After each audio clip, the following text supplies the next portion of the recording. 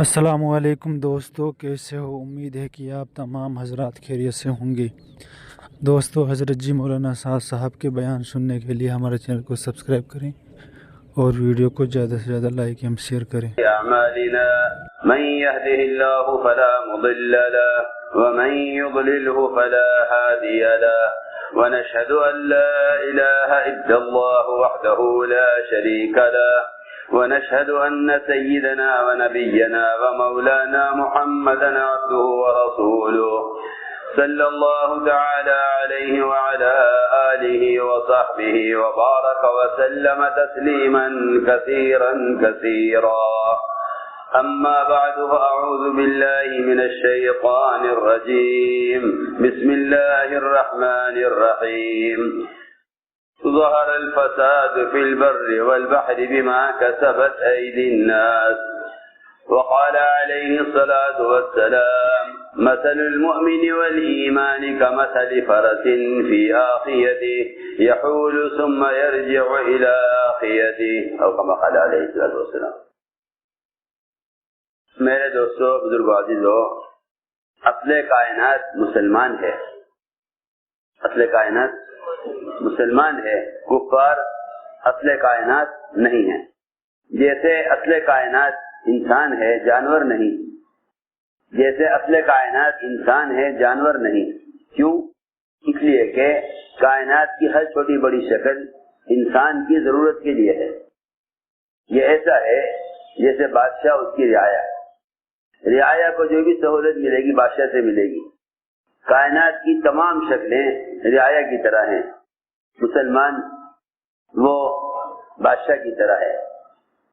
میں ضرور بات عرض کروں گا کہ اصل کائنات مسلمان ہے، کفار اصل کائنات نہیں. جس طرح جانور اصل کائنات نہیں. جانوروں کو اگر کوئی راحت ملے گی تو وہ راحت انسانوں سے ملے گی. راحت انسانوں سے راحت ملے گی. اس زمانے میں مسلمانوں کا خیال یہ ہے کہ جن کے ہاتھ میں نظام ہے وہ اصل کائنات ہے. جن کے ہاتھ میں نظام ہے وہ اصل کائنات ہے. اس لیے وہ مسلمان اپنے عمل سے پہلے اور اپنے آپ کو بدلنے سے پہلے یہ چاہتا ہے کہ کائنات کا نظام بدل جائے. کائنات کا نظام بدل جائے. وہ کائنات کے نظام کے بدلنے کے لیے حکام کے بدلنے کا انتظار کرتا ہے. کائنات کے نظام کو بدلنے کے لیے حکام کے بدلنے کا انتظار کرتا ہے کہ حکام بدلیں گے تو ہمارے حالات بدلیں گے. حالانکہ اللہ تعالیٰ نے قرآن میں صاف کر دیا کہ حالات عالم کا باہر کی شکلوں سے کوئی تعلق نہیں. باہر کی شکلوں سے حالات عالم کا کوئی تعلق نہیں ہے.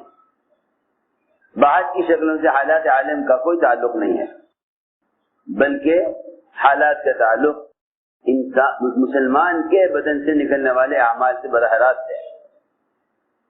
ما اصابک من سیئۃ فمن نفسک. یہ اپنی زندگی میں جو اتنی بھی ناگواریاں اور پریشانیاں پیش آئیں وہ سب کی سب تیرے اعمال کی وجہ سے ہیں. وہ سب تیرے اعمال کی وجہ سے ہیں. یہ میں نے عرض کیا کہ اصل کائنات مسلمان ہے. یہی وجہ ہے کہ ایمان والے کو اگر ایک ٹھوکر بھی لگے تو اس کو فوراً یاد آنا چاہیے کہ یہ میری کس بدعملی کی وجہ سے ہوا ہے. برخلاف کفار کے کہ اگر ان پر حالات آ جائیں تو ان کا کہنا ہے کہ دنیا تو میں تو اچھے برے حالات آیا ہی کرتے ہیں. مسلمان کا یہ کہنا کہ دنیا تو حالات کی جگہ ہے، کبھی حالات اچھے ہوں گے کبھی برے ہوں گے، ایسا نہیں ہے. ایسا ہرگز نہیں ہے. بلکہ اللہ رب العزت مسلمان پر جو حالات لاتے ہیں وہ حالات مسلمان کی تنبیہ کے لیے لاتے ہیں. حالات مسلمان کی تنبیہ کے لیے لاتے ہیں. اس تنبیہ کو سمجھنے کے لیے ایمان شرط ہے. اس تنبیہ کو سمجھنے کے لیے ایمان شرط ہے. اس تنبیہ کو سمجھنے کے لیے ایمان شرط ہے. ورنہ اللہ نے اپنے نہ ماننے والوں کو جانور فرمایا، اور جانور کی صفت یہ ہے کہ اگر وہ کسی حال میں گرفتار ہو جائے تو اسے نہیں معلوم کہ یہ حال مجھ پر کیوں آیا ہے. صحیح حدیث میں ہے کہ نہیں جانتے جانور فیما اوکل و فیما ارسلا کہ کیوں باندھا گیا تھا, کیوں کھول دیا گیا, کیوں باندھا گیا تھا, کیوں کھول دیا گیا. مومن وہ ہے کہ اس کو اس کے حالات فوراً تنبیہ کریں گے, اس کو اس کے حالات فوراً تنبیہ کریں گے, کیونکہ اللہ رب العزت مومن کو ہلاکت سے بچانے کے لیے حالات میں ڈالتے ہیں. مسلمان حالات کو ہلاکت سمجھتا ہے, حالانکہ حالات ہلاکت نہیں ہیں, حالات تو ہلاکت سے بچانے کے لیے ہیں. حالات ہلاکت سے بچانے کے لیے ہیں, حالات مہلک نہیں ہیں, حالات مہلک نہیں ہیں, بلکہ حالات ہلاکت سے بچانے کے لیے آتے ہیں. عجیب و غریب مثال ہے حدیث میں نے ابھی ایک حدیث پڑھی تھی, مثل المؤمن والایمان كمثل فرس في عاقية يحول ثم يرجع الى عاقيته. فرمایا کہ مومن کی مثال گھوڑے کی طرح ہے, مومن کی مثال گھوڑے کی طرح ہے. آپ نے دیکھا ہوگا کہ بڑی بڑی چراگاہوں میں گھوڑے چھوڑ دیے جاتے ہیں گھاس کھانے کے لیے, چرنے کے لیے, اور ان کے پاؤں میں رسی باندھ کر ایک کھوٹے کے ساتھ اس رسی کو باندھ دیا جاتا ہے, اور یہ گھوڑا سرسبز میدان میں گھاس کھاتا ہوا چلتا رہتا ہے اور بھول جاتا ہے کہ وہ کسی کھوٹے سے بندھا ہوا ہے. یہاں تک کہ جب رسی پوری ہوتی ہے, جب رسی پوری ہو جاتی ہے, کیونکہ گھوڑے کا مالک جانتا ہے کہ ہماری چراگاہ کہاں سے کہاں تک ہے, چراگاہ کہاں سے کہاں تک ہے, اتنی حد کے بعد دوسرے کی چراگاہ شروع ہو رہی ہے, اس کی چراگاہ میں میرا جانور داخل نہ ہو, اس لیے وہ اتنی رسی رکھتا ہے کہ جس سے میرا گھوڑا میری چراگاہ سے باہر نہ نکلے. اس کو دھیان سے سننا, کتنی رسی رکھتا ہے کہ جس سے گھوڑا اس حد سے باہر نہ جائے. یہاں تک آپ چل سکتے ہیں, یہاں سے باہر دوسرے کی زمین ہے, یہاں سے باہر دوسرے کی زمین ہے. چنانچہ گھوڑے کا مزاج یہ ہے کہ جب اس کی رسی پوری ہو جاتی ہے تو اس کے پاؤں میں جھٹکا لگتا ہے. تو یہ گھوڑے کا مزاج ہے, اور حدیث میں بھی یہ فرمایا ہے کہ یہ گھوڑا جھٹکا لگنے پر اپنے کھونٹے کی طرف واپس آ جاتا ہے. گھوڑا جھٹکا لگنے پر کھونٹے کی طرف واپس آ جاتا ہے, پھر دوسری طرف چلتا ہے, پھر دوسری طرف چلتا ہے. یہ گھوڑے کا مزاج ہے.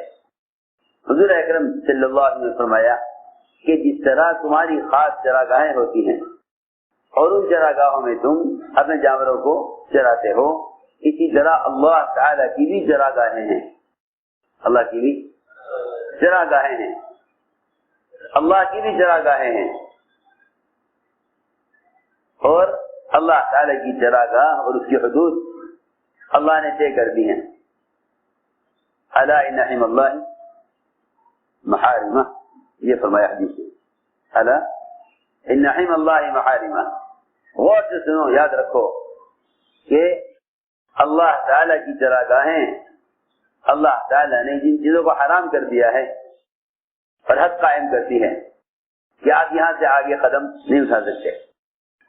جب ہم دنیا میں اپنی اپنی چراگاہوں سے آگے نہیں بڑھ سکتے اور اس کے لیے ہمیں جانور کے پیر میں رسی باندھ کر اس جانور کو پابند کرنا پڑتا ہے, پھر تم دوسرے کی چراگاہ میں مت جانا, تو پھر مسلمان کو سوچنا چاہیے کہ اللہ رب العزت نے جو حدود قائم کی ہیں ان حدود کا مسلمان کتنا لحاظ رکھے.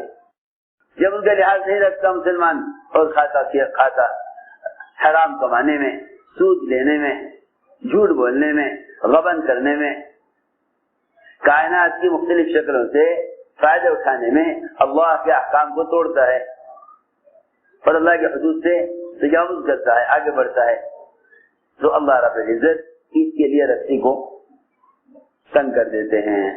اب سننا بات, اسی رسی کو تنگ کر دیتے ہیں. جب جھٹکا لگتا ہے اس کو تو بجائے اس کے کہ یہ سمجھ لے کہ میں حد سے باہر جا رہا تھا اس لیے جھٹکا لگا ہے، یہ بجائے کھڈے کی طرف آنے کے یہ کوشش کرتا ہے آگے بڑھنے کی۔ میں یاد کرنا چاہتا ہوں، سودی کاروبار کیا، اللہ تعالیٰ تجارت میں جھٹکا لائے۔ ہماری مشکل یہ ہے کہ ہماری تجارت میں، زراعت میں، ملازمت میں جو بھی حال آتا ہے ہم اس حال کو کسی سبب سے جوڑ دیتے ہیں، حال کو کسی سبب سے جوڑ دیتے ہیں، اس حال کو کسی سبب سے جوڑ دیتے ہیں کہ یہ حال اس سبب کی وجہ سے آیا ہے، یہ حال اس سبب کی وجہ سے آیا ہے۔ جب حالات کو اسباب سے جوڑا جاتا ہے تو پھر لوگ حرام اسباب بھی استعمال کرنے سے باز نہیں آتے۔ وہ سمجھتے ہیں کسی بھی درجے میں سبب ہونا چاہیے، چاہے حرام اسباب ہی کیوں نہ ہو۔ وہ حالات کی وجہ سے حرام اسباب کو چھوڑنے کے بجائے حالات کی وجہ سے حرام اسباب کی طرف اور چلے جاتے ہیں، کیونکہ وہ اپنے حالات کو اسباب سے جوڑتے ہیں،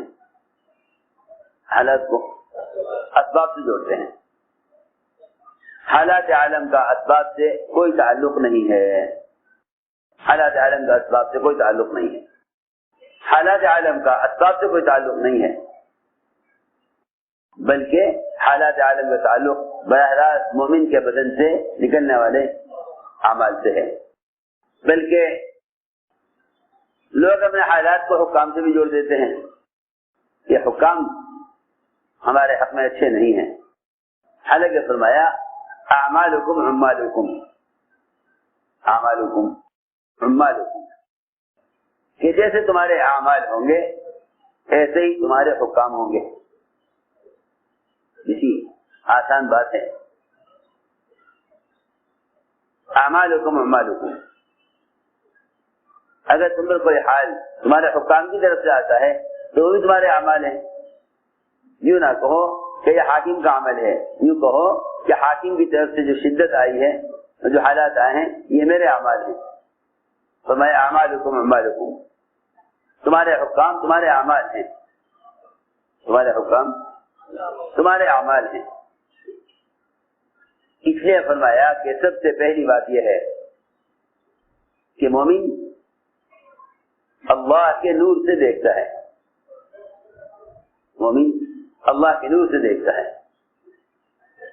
شکلوں سے ہونا ہی نظر آئے گا، لیکن جب مومن ایمان کے ساتھ اللہ کے نور سے دیکھتا ہے تو اس کو بات نظر آ جاتی ہے کہ جو بھی حال آ رہا ہے اس حال کا تعلق میرے بدن کے عمل سے ہے، باہر کی شکلوں سے حالات کا کوئی تعلق نہیں، اس لیے اللہ تعالی مسلمان کو حالات سے گزارتے ہیں حکم پر لانے کے لیے، کہ تم اپنے حالات درست کر لو، تم اپنے اعمال درست کر لو، ہم تمہارے حالات درست کر دیں گے۔ تم اپنے اعمال درست کر لو، ہم تمہارے حالات درست کر دیں گے۔ اس لیے سب سے بنیادی بات یہ ہے کہ ساری مخلوق نابینا ہے، صرف محمد صلی اللہ علیہ وسلم بینا ہے۔ دیکھو دنیا میں جب کسی آدمی کو کوئی مشکل پیش آتی ہے، تو وہ یوں کہتا ہے کہ بھائی اس بارے میں کسی عقل مند سمجھدار آدمی سے مشورہ کر لو،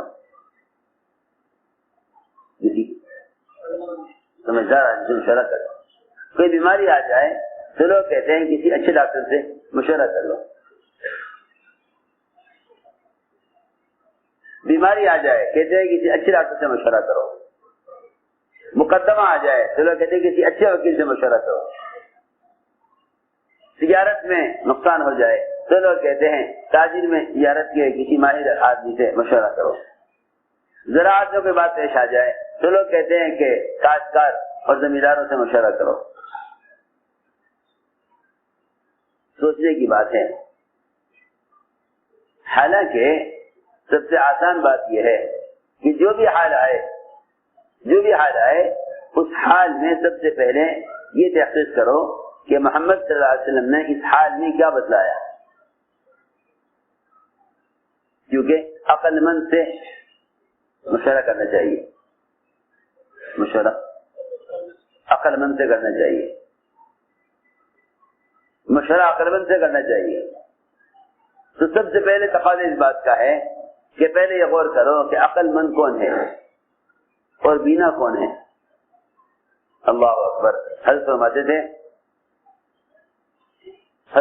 تھے کہ جن کو ہم عقل والا سمجھ کر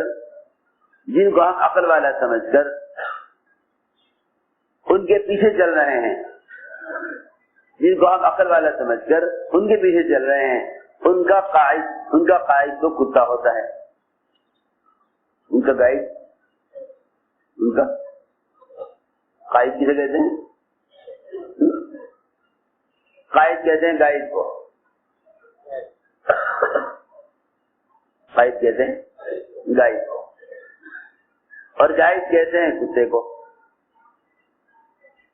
کہ بھئی کتا خبر لائے گا، میں حضرت کی بات نقل کر رہا، اسی طرح کتا خبر لائے گا، کتے کی خبر پر انسان قدم اٹھائے گا۔ میری بات توجہ سے سننا بہت۔ فرماتے تھے جو اللہ کو نہیں جانتے ان کا قائد کتا ہوتا ہے، پہلے وہ کتے کو چھوڑتے ہیں، وہ خبر لاتا ہے، پھر اس کی ہدایات اور اس کے اشارے کے مطابق یہ قدم اٹھاتے ہیں۔ اللہ اکبر۔ میری بات دھیان سے سننا، بہت دھیان سے بات سننا۔ پہلے وہ کتے کو بھیجتے ہیں، وہ خبر لاتا ہے، پھر اس کے اشارے کے مطابق لوگ قدم اٹھاتے ہیں۔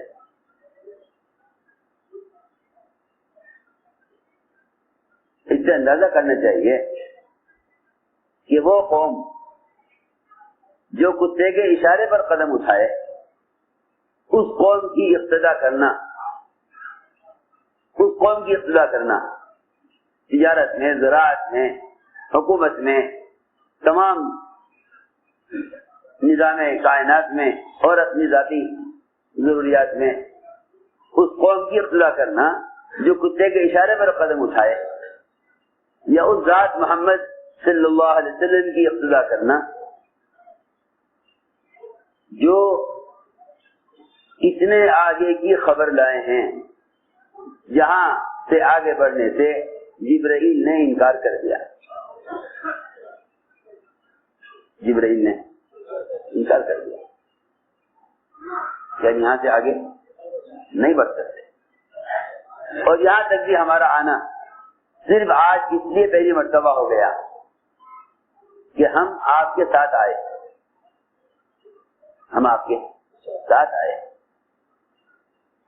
ہم مقرر فرشتہ ضرور ہیں، لیکن ہم حضور اللہ تعالیٰ کے حضور میں اتنے قریب کبھی نہیں آئے جتنا قرب آج آپ کے ساتھ آنے کی وجہ سے مل گیا۔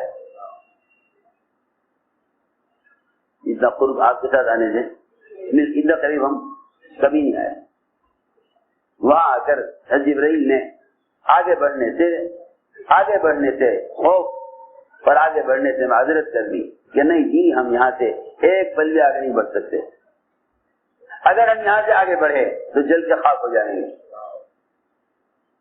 یہاں سے آگے نہیں جا سکتے، یہاں سے آگے تو آپ ہی جا سکتے ہیں، یہاں سے آگے تو آپ ہی جا سکتے ہیں،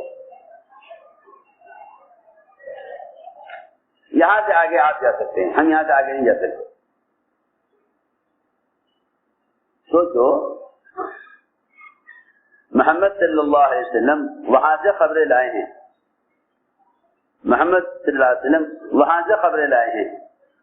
جہاں جبرائیل نہ کبھی گئے نہ آئندہ کبھی جائیں گے۔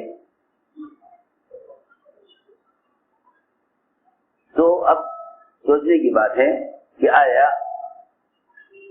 کائنات کے نقشوں میں اندھے لوگوں کی اقتدا کی جائے یا کائنات کے نظام میں محمد صلی اللہ علیہ وسلم کی اقتدا کی جائے.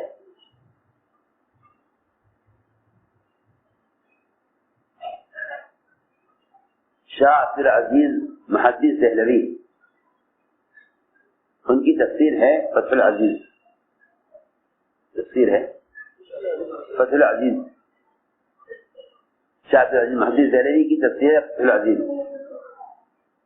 اس میں قرآن کی آیت ما انت بنعمت ربک بکاہن ولا مجنون کہ اللہ تعالیٰ کا آپ پر فضل یہ ہے کہ آپ کاہن بھی نہیں ہیں پاگل بھی نہیں ہیں. آپ کاہن بھی نہیں ہیں پاگل بھی نہیں ہیں. آپ کامل عقل والے ہیں. اس آیت کے ذیل میں شاہ عبد العزیز نے ایک حدیث نقل کی ہے. اس آیت کے ذیل میں شاہ صاحب نے ایک حدیث نقل کی ہے. اس میں فرمایا کہ اللہ رب العزت نے عقل کو پیدا کیا. اللہ تعالی نے عقل کو پیدا کیا اور اللہ نے عقل کے 100 حصے کیے. اللہ نے عقل کے 100 حصے کیے. اللہ نے عقل کے 100 حصے کیے. ایک حصہ عقل کا اللہ تعالی نے ساری مخلوق پر تقسیم کیا ہے. ایک حصہ عقل کا ساری مخلوق پر تقسیم کیا. یہ حدیث شاہ عبد العزیز نے اس آیت کی تفسیر میں نقل کی ہے. ما انت بنعمت ربک بکاہن ولا مجنون کہ اخیر آپ کا رب کا فضل یہ ہے آپ پر کہ آپ کاہن اور پاگل نہیں ہیں, آپ کامل عقل والے ہیں. تو فرمایا کہ اللہ نے عقل کو پیدا کیا اور اس کے 2 حصے کیے. ایک حصہ عقل کا ساری مخلوق پر تقسیم کیا. ایک حصہ عقل کا ساری مخلوق پر تقسیم کیا. سارے علماء, سارے فقہا, سارے سائنسداں, سارے سیاستداں اور ساری دنیا کے صنعت کار اور ساری دنیا کے جنہیں ہم عقل والا کہتے ہیں, ان سب پر عقل کا ایک حصہ تقسیم ہوا ہے. ان سب پر عقل کا ایک حصہ تقسیم ہوا. ان سب پر عقل کا ایک حصہ تقسیم ہوا ہے. صنعت دیکھتے ہیں ہم, کہتے ہیں ان سے زیادہ عقل والا کوئی نہیں ہو سکتا. کسی ڈاکٹر کا عمل دیکھتے ہیں تو کہتے ہیں اس سے زیادہ سمجھدار کوئی نہیں ہو سکتا. کسی سائنسدانوں کو دیکھتے ہیں کہ ان سے زیادہ عقل والا کوئی نہیں ہو سکتا. سیاستدانوں کو دیکھتے ہیں کہتے ہیں ان سے زیادہ عقل والا کوئی نہیں ہو سکتا. ہماری بے دینی کا ایک بڑا سبب یہ ہے کہ ہم نے انہیں عقل والا سمجھ کر اپنے سارے امور ان کے حوالے کیے ہوئے ہیں. ہم قدم اٹھاتے ہیں ان سے پوچھ کر. یہ بڑی بے دینی کا بڑا, کیونکہ جو آدمی کسی معمولی کام میں بھی نہ جاننے والے سے پوچھے گا وہ نقصان اٹھائے گا. کوئی شخص کسی معمولی کام میں بھی نہ جاننے والے سے پوچھے گا تو نقصان اٹھائے گا, کیونکہ نہ جاننے والا خاموش تو رہے گا نہیں, یہ تو کہے گا نہیں مجھے راستہ معلوم نہیں. اس لیے کہ اس زمانے میں یہ کہنا میں نہیں جانتا, لوگ اس کو عیب سمجھتے ہیں. یہ کہنے کو عیب سمجھتے ہیں کہ میں نہیں جانتا. یہ کہنے کو عیب سمجھتے ہیں کہ میں نہیں جانتا. ابن عباس رضی اللہ تعالی فرماتے ہیں, ابن عباس رضی اللہ تعالی فرماتے ہیں کہ جو شخص جس شخص کے یہ کہنے میں کمی آ جائے کہ میں نہیں جانتا, جس شخص کے یہ بات کہنے میں کمی آ جائے کہ میں نہیں جانتا. دیکھو سنو, ابن عباس کا قول عجیب ہے. فرماتے ہیں جس شخص کا یہ بات کہنے میں کمی آ جائے کہ میں نہیں جانتا, کہ اس آدمی کی ہلاکت یقینی ہے، اس کی ہلاکت یقینی ہے، جس کے یہ کہنے میں کمی آ جائے کہ میں نہیں جانتا. سنو، جس سے یہ بات کہنے میں کمی آ جائے کہ میں نہیں جانتا، وہ آدمی کی ہلاکت یقینی ہو گئی کہ یہ کہیں بھی ہلاک ہو جائے گا اگر یہ یوں نہیں کہتا کہ میں نہیں جانتا. اللہ اکبر. ابن عباس رضی اللہ عنہ یہ فرماتے ہیں کہ جو آدمی یہ کہنا چھوڑ دے یا یہ کہنے میں کمی کر دے کہ میں نہیں جانتا، کہ وہ ہلاکت سے پڑ جائے گا. تو میں نے عرض کیا کہ اس زمانے میں لوگوں کا مزاج یہ ہے کہ وہ نہ جانتے ہوئے بھی کوئی جواب دے دیں گے یہ سوچ کر کہ لوگ کیا کہیں گے کہ یہ بات نہیں جانتے.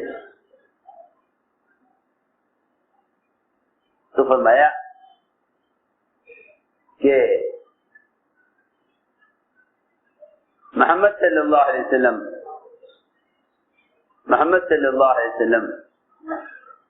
ان کو عقل کے 99 حصے دیے گئے ہیں اور ایک حصہ عقل کا ساری مخلوق پر تقسیم کیا گیا ہے. جب اس سے اندازہ کرنا چاہیے کہ جب ایک حصہ عقل کا ساری مخلوق پر تقسیم ہوا تو سب کے حصے میں عقل کتنی آئی ہوگی. کون سا ذرہ عقل کا، اس کا مطلب یہ نہیں ہے کہ اتنے عقل لوگوں کے پاس ہوگی. اس کا مطلب یہ ہے کہ سب کے سب معدوم العقل ہیں، عقل کسی کے پاس بھی نہیں ہے سوائے محمد صلی اللہ علیہ وسلم کے، کہ اپنے آپ کو جاننے والے کے حوالے کر دیا جائے. اپنے آپ کو جاننے والے کے حوالے کر دیا جائے.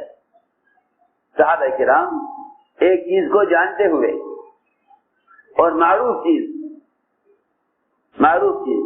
کون سا مہینہ چل رہا ہے سب جانتے ہیں. محرم چل رہا ہے سب جانتے تھے کہ محرم کا مہینہ ہے. آپ نے فرمایا یہ کون سا مہینہ ہے؟ صحابہ نہیں بولے. معلوم تھا کون سا مہینہ ہے، صحابہ نہیں بولے. فرمایا کیا یہ شہر حرام نہیں ہے؟ کہ جی ہاں. کیوں نہیں بولے؟ ہم سے نہیں بولے کہ شاید آپ کوئی اور نام رکھیں، شاید آپ کوئی اور نام رکھیں. فرمایا کون سا دن ہے؟ ہم سب خاموش رہے، حالانکہ جانتے تھے آج کون سا دن ہے. کہا کون سے علاقے میں ہو، کون سے شہر میں ہو. صحابہ سب خاموش رہے. ہر بات کے جواب میں کہتے تھے اللہ و رسولہ اعلم، اللہ جانے اللہ کے رسول جانے. جس چیز کو صحابہ جانتے تھے ہاں جی آج کون نہیں جانے گا آج کیا دن ہے، کون نہیں جانے گا آج کون سا مہینہ چل رہا ہے، کون نہیں جانے گا کون سے علاقے میں کھڑے ہیں. لیکن صحابہ روایت میں ہے تینوں سوال کے بارے میں صحابہ نے کہا اللہ جانے اللہ کے رسول جانے. میں نے عرض کیا کہ 99 عقل کے حصے دیے گئے ہیں تنہا محمد صلی اللہ علیہ وسلم کو، اور ایک عقل کا حصہ تقسیم کیا گیا ہے ساری مخلوق پر. ایک حصہ عقل تقسیم کیا گیا ہے ساری مخلوق پر. اس لیے فرمایا کہ اپنے آپ کو جاننے والے کے تابع کرو، اپنے آپ کو جاننے والے کے تابع کرو. میرے دوستو عزیزو، ہمارے معاشرے میں اور ہمارے معاملات میں اور ہمارے زندگی گزارنے کے طریقوں میں غیروں کے طریقے اس لیے غالب آئے کہ ہم نے غیروں کو عقل والا سمجھ کر ان کو اپنا مقتدی بنا لیا، غیروں کو عقل والا سمجھ کر ان کو اپنا مقتدی بنا لیا. حالانکہ مقتدی صرف محمد صلی اللہ علیہ وسلم ہے، مقتدی صرف محمد صلی اللہ علیہ وسلم ہے. ہر کام میں ہر چیز میں حضور اکرم صلی اللہ علیہ وسلم کی اقتداء اس طرح کرو کہ گویا ان کے علاوہ کوئی راستہ ہدایت کا نہیں ہے. ان تطیعوہ تہتدوا، کہ اگر تم نبی کی اطاعت پر ہو تو ہدایت پر ہو، نبی کی اطاعت پر ہو تو ہدایت پر ہو. اس لیے مسلمان کے کی امتیازی شان، مسلمان کی امتیازی شان اور مسلمان کی پہچان اور علامت صرف اتباع سنت میں ہے، صرف اتباع سنت میں ہے. مسلمان کی پہچان اور مسلمان کی شان صرف اتباع سنت میں ہے، صرف اتباع سنت میں ہے. ہمیں اور صحابہ میں فرق یہ ہوا کہ صحابہ کرام سنت پر عمل کرتے تھے سنت ہونے کی وجہ سے، ہم سنتوں کو چھوڑتے ہیں سنت ہونے کی وجہ سے. ہم چھوڑتے ہیں سنتوں کو سنت ہونے کی وجہ سے، چھوڑ دیں سنت ہے، فرض نہیں ہے. حالانکہ فرائض تو اسلام میں داخلے کی شرائط ہیں، اگر فرائض نہیں تو اسلام ہی نہیں، کفر ہے. اگر فرائض نہیں ہے تو کفر ہے. نماز کا چھوڑنا کفر، زکوٰۃ کا انکار کفر، نماز کا انکار کفر ہے، زکوٰۃ کا انکار کفر ہے. ابو بکر صدیق رضی اللہ تعالیٰ عنہ مانعین زکوٰۃ سے قتال چاہتے تھے، زکوٰۃ روکنے والوں سے قتال چاہتے تھے. عمر رضی اللہ تعالیٰ عنہ کہتے تھے کہ کلمہ نماز قبول کر لو، زکوٰۃ سے چھوڑ دو ابھی، لیکن اس کے لیے ابو بکر تیار نہیں تھے. میں نے عرض کیا کہ اگر فرائض نہیں تو کفر ہے، فرائض نہیں ہے تو کفر ہے، فرائض نہیں ہے تو کفر ہے. اصل یہ اسلام کا حسن ہے اور اسلام کا کمال ہے وہ اتباع سنت میں ہے. صحابہ کرام حضور اکرم صلی اللہ علیہ وسلم کی سنتوں کا اتنا زیادہ اتباع کرتے تھے کہ عبداللہ بن عمر کے بارے میں فرمایا کہ اگر کوئی شخص عبداللہ بن عمر کو دیکھے تو پاگل کہے، تو پاگل کہے. اتنا اتباع سنت تھا کہ اگر کوئی عبداللہ بن عمر کو دیکھے تو پاگل کہے. راستے پر چلتے چلتے راستے سے نیچے اتر گئے اور ایک طرف کچے میں چلتے رہے، پھر راستے پر آ گئے. لوگوں نے کہا کہ سب کے ساتھ آپ راستے پر چل رہے تھے تو راستے سے کیوں اترے نیچے؟ فرمانے لگے یہ تو مجھے بھی نہیں معلوم کہ میں راستے سے نیچے کیوں اترا. سنو غور سے، یہ تو مجھے بھی نہیں معلوم کہ میں راستے سے نیچے کیوں اترا. میں نے تو صرف ایک مرتبہ محمد صلی اللہ علیہ وسلم کو ایسے کرتے ہوئے دیکھا تھا، اس لیے میں نے ایسے کیا ہے، اس لیے میں نے اس لیے ایسے کیا ہے کہ میں نے محمد صلی اللہ علیہ وسلم کو ایسا کرتے ہوئے دیکھا تھا کہ آپ اس جگہ پر سے راستے سے اترے نیچے اور ادھر سے چکر کچے میں چل کر پھر آپ راستے پر آ گئے. آپ نے ایسے کیوں کیا وہ آپ جانے، وہ آپ جانے آپ نے ایسے کیوں کیا. میں نے تو جو کیا ہے محمد صلی اللہ علیہ وسلم کے اتباع میں کیا ہے. عبداللہ بن عمر رضی اللہ تعالیٰ عنہ سواری منگواتے، سوار ہوتے اس پر، ایک مشکیزے میں پانی لیتے اور پھر ایک جنگل میں جاتے صحرا میں، وہاں ایک درخت جنگلی درخت، کوئی پھل نہیں، کوئی پھول نہیں، اس کی کوئی افادیت نہیں، اس کو کوئی فائدہ نہیں، لیکن اس درخت کو پانی دے کر آتے تھے، اس درخت کو پانی دے کر آتے تھے. سنو، مدینہ منورہ سے اہتمام کرتے، سواری لیتے، اس سواری پر پانی رکھتے، خود سوار ہوتے اس پر اور وہاں جنگل میں جاتے اس درخت کو پانی دیتے. لوگوں نے کہا کہ آپ یہ کیوں کرتے ہیں، آپ یہ کیوں کرتے ہیں، کیا ضرورت ہے؟ اس درخت سے کوئی فائدہ نہیں، اس درخت کا کوئی پھل، کوئی سایہ نہیں، اور پھر آپ کا اتنا اہتمام. کہنے لگے کہ میں نے حضور اکرم صلی اللہ علیہ وسلم کو اس درخت کے قریب قضائے حاجت کرتے ہوئے ایک مرتبہ دیکھا تھا، اس لیے میں اس درخت کو زندہ رکھنا چاہتا ہوں. سننے کی بات ہے، حضور اکرم صلی اللہ علیہ وسلم نے جہاں ایک مرتبہ قضائے حاجت کی ہو، جہاں ایک مرتبہ قضائے حاجت کی ہو، اس درخت کو زندہ رکھنے کے لیے عبداللہ بن عمر پانی لے کے وہاں جاتے تھے، اور ہم حضور اکرم صلی اللہ علیہ وسلم کے قضائے حاجت کے طریقے کو چھوڑے ہوئے ہیں. ہم تو اس طریقے کو ختم کر رہے ہیں جس طریقے پر آپ نے قضائے حاجت کی. ہم تو اس طریقے کو ختم کر دیں جس طریقے پر آپ نے قضائے حاجت کی. عبداللہ بن عمر اس درخت کو زندہ رکھنا چاہتے ہیں جہاں ہم نے قضائے حاجت کی. سوچنے کی بات. جو صحابہ آپ کے قضائے حاجت کی جگہ کو زندہ رکھنا چاہتے ہیں، اس درخت کو، وہ آپ صلی اللہ علیہ وسلم کی سنتوں کا اہتمام کتنا کرتے ہوں گے. میرے دوستو عزیزو، اتباع سنت کے بغیر مسلمان غیروں سے چھانٹا نہیں جا سکتا. اتباع سنت کے بغیر مسلمان غیروں سے چھانٹا نہیں جا سکتا. مسلمان کی امتیازی شان ہی اتباع سنت میں ہے. بس ہماری کمی یہ ہے کہ ہم سنت کی علت معلوم کرتے ہیں کہ اس سنت کا کیا فائدہ ہے، اس سنت کا کیا فائدہ ہے، اس سنت سے کیا فائدہ ہے. نہیں، اطاعت کرنے والے وہ نہیں ہوتے جو نبی کے کسی حکم کی وجہ معلوم کریں. نبی کسی حکم کی وجہ معلوم کریں، وہ اتباع کرنے والے نہیں ہوتے.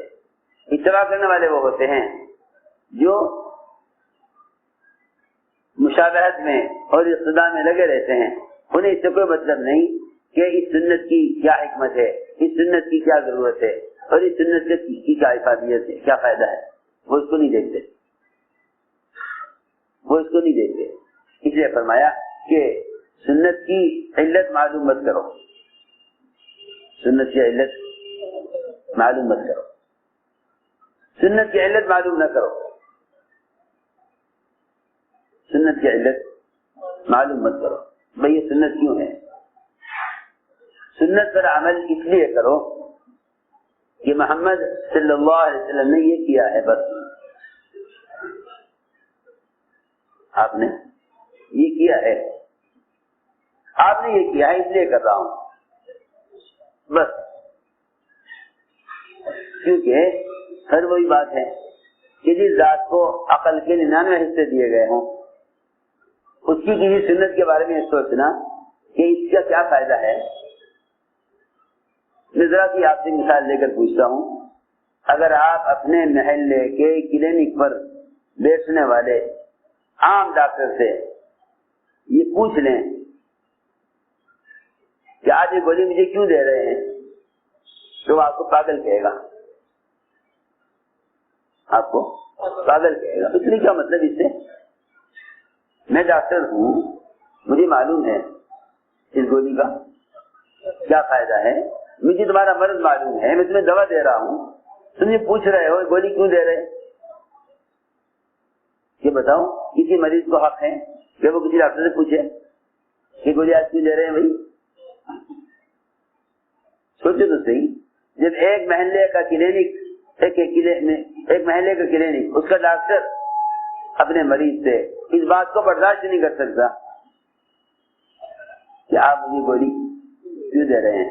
سوچنے کی بات کہ محمد صلی اللہ علیہ وسلم جن کو اللہ نے عقل کے 99 حصے دیے ہیں، ان کی کسی سنت کے بارے میں یہ پوچھا جائے کہ اس پر عمل کرنے کی کیا ضرورت ہے.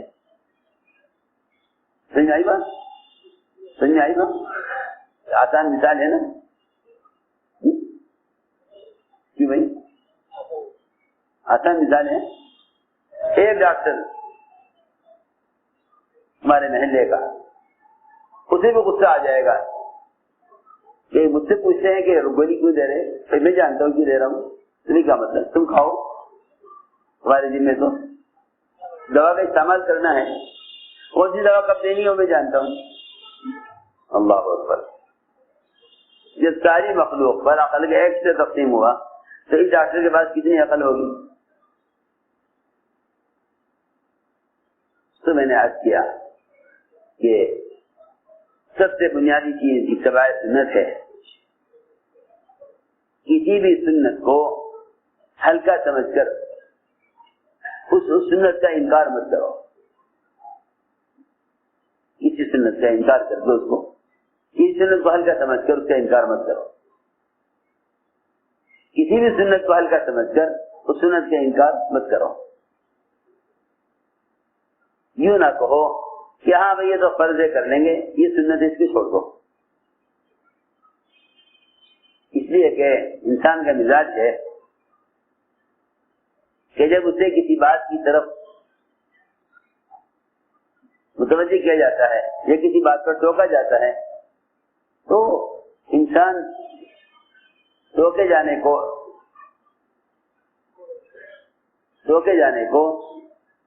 اپنی بے عزتی اور ذلت سمجھتا ہے. حالانکہ یہ کتنی آسان بات ہے کہ کسی کو ٹوکنا ایسا ہے جیسے اس کو کسی گڑھے میں گرنے سے بچا لینا. کسی کو ٹوکنا ایسا ہے جیسے کسی گڑھے میں گرنے سے کسی کو بچا لینا. کسی کو گڑھے میں گرنے سے بچا لینا ایسا ہے. تو فرمایا کہ اگر کوئی شخص اس سنت کو بھول جاتا ہے اور اس سے یاد دلا دیا جائے تو اس کو چاہیے کہ اس سنت پر عمل کر لے. کیونکہ جن کے اندر تواضع ہوتی ہے وہ ٹوکنے والوں کو محسن سمجھتے ہیں، اور جن میں کبر ہوتا ہے وہ ٹوکنے والوں کو دشمن سمجھتے ہیں. جن میں تواضع ہوتی ہے وہ ٹوکنے والوں کو محسن سمجھتے ہیں، جن میں کبر ہوتا ہے وہ ٹوکنے والوں کو دشمن سمجھتے ہیں. میں عرض کرتا ہوں دائیں ہاتھ سے کھانا کھانا سنت ہے. دائیں ہاتھ سے کھانا کھانا سنت ہے. دائیں ہاتھ سے کھانا کھانا سنت ہے، فرض نہیں ہے، واجب نہیں ہے. اگر بائیں ہاتھ سے کھا رہا ہے تو گناہ کبیرہ نہیں ہے. چنانچہ ایک صاحب نے بائیں ہاتھ سے کھانا کھایا. بائیں ہاتھ سے کھانا کھایا تو حضور اکرم صلی اللہ علیہ وسلم نے ان کو ٹوک دیا اور یہ فرمایا کہ کھانا دائیں ہاتھ سے کھاؤ. کھانا دائیں ہاتھ سے کھاؤ. فرمایا کھانا دائیں ہاتھ سے کھاؤ.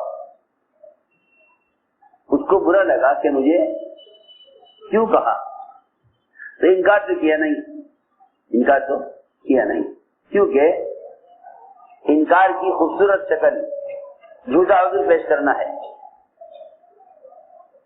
انکار کی خوبصورت شکل جو بھی حکم آتا تھا منافقین اس حکم کا انکار عذر کی شکل میں کرتے تھے. اگر نکلنے کا حکم آ جائے اللہ کے راستے میں تو منافقین بہت خوبصورت عذر پیش کرتے تھے. کہتے تھے ان بیوتنا عورہ، ہمارے گھر غیر محفوظ ہیں. کبھی کہتے تھے کہ نکلنا تو ضرور چاہیے تھا، ہمیں نکلنے والے تھے، مگر ابھی گرمی زیادہ ہو رہی ہے. گرمی زیادہ ہو رہی ہے. کبھی کہتے تھے کہ ہم نکلتے تو ضرور، لیکن اگر ذرا قریب کا سفر ہوتا تو ہم ضرور آپ کے ساتھ چلتے، ہم آپ کے ساتھ ضرور چلتے. لو کان عرضا قریبا وسفر مقاصد اتبعوک. کہیں کہتے کہ ہم تو ضرور نکلتے آپ کے ساتھ، لیکن آج کل فتنوں کا دور ہے. آج کل فتنوں کا دور ہے، ایسا نہ ہو کہ ہم اللہ کے راستے میں نکل کر کسی فتنے میں پڑ جائیں. یہ دیکھو قرآن نے منافقین کے آزاد پیش کرنے کا جو حسین طریقہ تھا منافقین کا، اس کو قرآن نے بیان کیا ہے. میں یہ کہنا چاہتا تھا کہ وہ جھوٹا عذر کرتے تھے، انکار کی شکل، انکار کی خوبصورت شکل. یوں تو نہیں کہ نہیں جی ہمیں دائیں ہاتھ سے نہیں کھاؤں گا، یا میں اللہ کے راستے میں نہیں جاؤں گا، منافقین انکار نہیں کرتے تھے، آزار کرتے تھے، انکار نہیں کرتے تھے، آزار کرتے تھے۔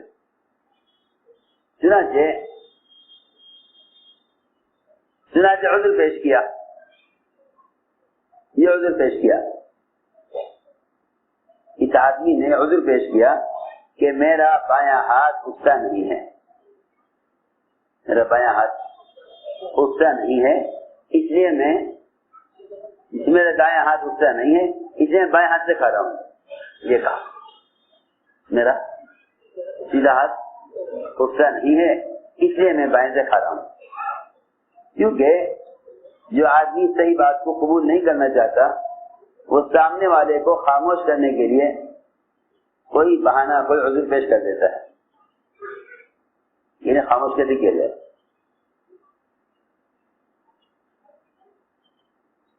آپ کو معلوم تھا کہ جھوٹ بول رہا ہے، آپ صلی اللہ علیہ وسلم دعا کی اور یہ فرمایا اللہ کرے تیرا یہ ہاتھ کبھی نہ اٹھے، تیرا ہاتھ کبھی نہ اٹھے۔ اللہ اکبر۔ روایت میں ہے اس وقت کے بعد اس کا ہاتھ بالکل درست تھا، لیکن اس وقت کے بعد پھر اس کا ہاتھ سے اسی منہ کی طرف نہیں اٹھا۔ روایت میں ہمارا رفع ہو جاتی، پھر اس کے بعد وہ کبھی نہ ہاتھ اپنے منہ کی طرف نہیں اٹھا سکا۔ روایت میں ہے کہ ما منعه الا الكبر، کہ اس کو دائیں ہاتھ سے کھانے سے صرف تکبر نے روکا، اور اس نے یہ عذر پیش کیا کہ میرا سیدھا ہاتھ اٹھتا نہیں ہے، اس لیے میں بائیں سے کھا رہا ہوں، تاکہ روکنے والا بیچارہ خاموش ہو جائے اور یہ معافی مانگے کہ ہمیں معلوم نہیں تھا۔ میں بہت اہم بات کہہ رہا ہوں، یہ عام لوگوں کا مزاج ہے کہ جب انہیں کسی غلط بات کو منع کیا جاتا ہے تو وہ سوچتے ہیں کہ کیا عذر پیش کرنا چاہیے جس سے کہنے والا شرمندہ ہو جائے اور کہنے والا میرا عذر قبول کر لے۔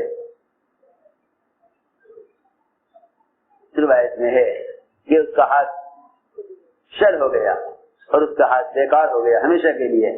ایک سنت کے، ایک کھانا کھانے کی سنت کو، ایک کھانا کھانے کی سنت سے انکار کرنے کی وجہ سے جھوٹا عذر پیش کرنے پر، اللہ اکبر، جب ایک کھانا کھانے کی سنت پر عمل نہ ہونے کی وجہ سے ہاتھ کی قوت ختم ہو سکتی ہے، تو پھر فرائض کا درجہ، واجبات کا درجہ، اور وہ سنتیں جو سنتیں واجب کا درجہ رکھتی ہیں، وہ سنتیں سنو بہت توجہ سے، وہ سنتیں جو واجب کا درجہ رکھتی ہیں، ان سنتوں کا درجہ کتنا اونچا ہوگا،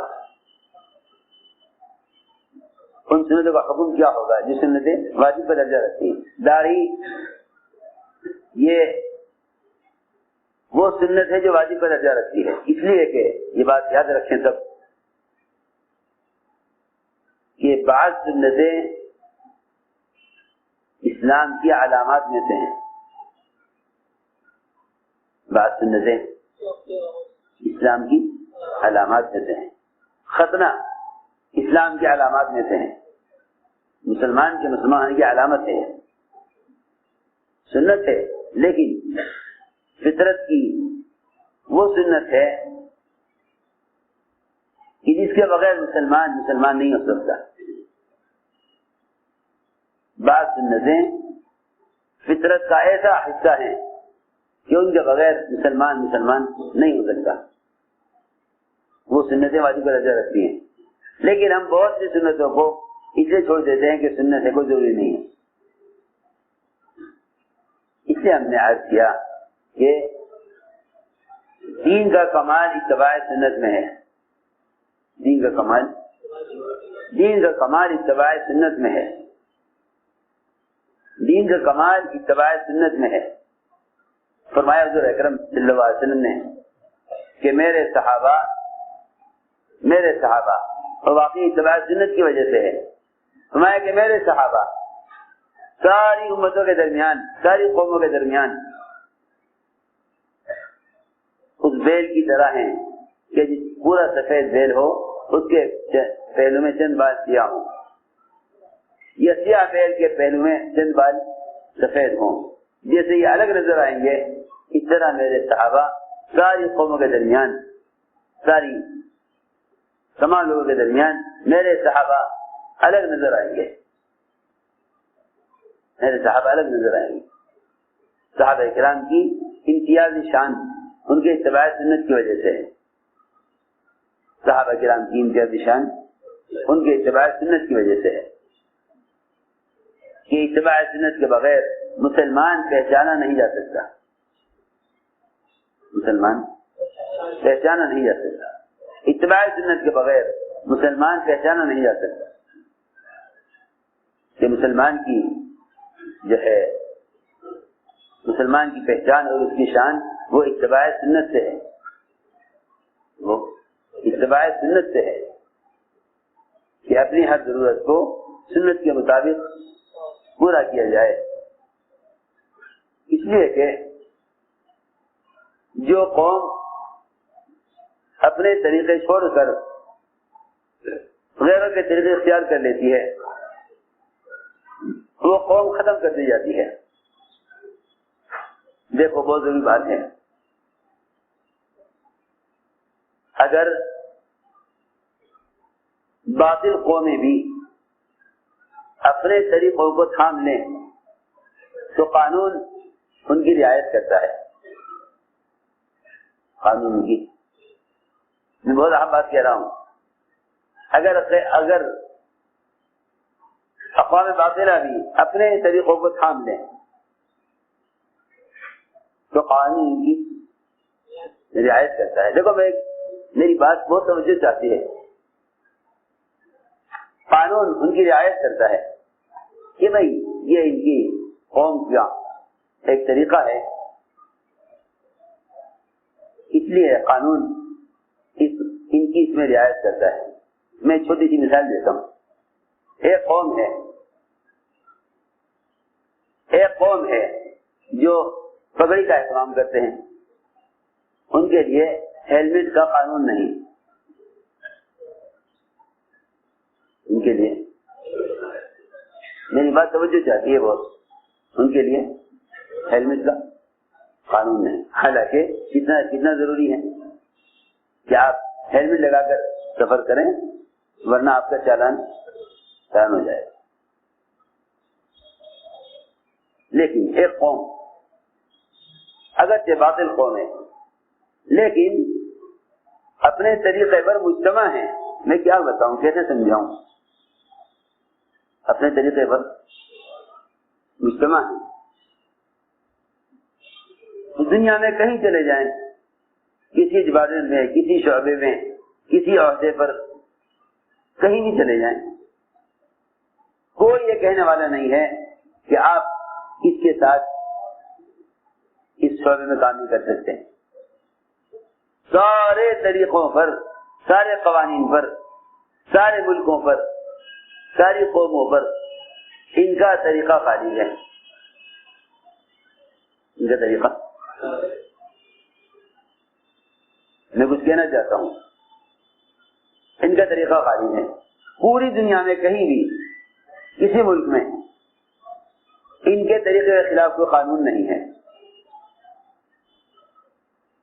کیوں کہ یہ اپنے طریقے پر مجتمع ہے۔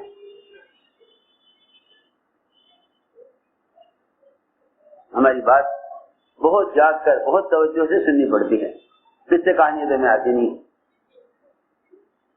یہ میں قصہ سنا دوں تو آپ قصہ یاد کر لیں۔